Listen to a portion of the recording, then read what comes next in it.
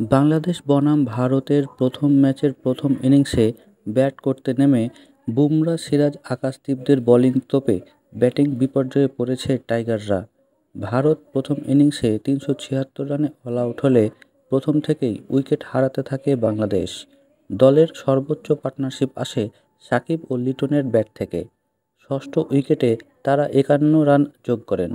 এরপরে মিরাজ হাল ধরার চেষ্টা করলেও যোগ্য সঙ্গীর অভাবে ২৭ রানে অপরাজিত থাকেন তিনি।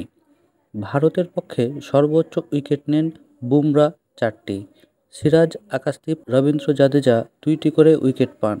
২২৭ রানে এগিয়ে থেকে ভারত ব্যাটিংয়ে আসে। তবে তৃতীয় সেশনে ভারতের ব্যাটিং অবস্থা খুব একটা ভালো যেতে দেয়নি বাংলাদেশের বোলাররা।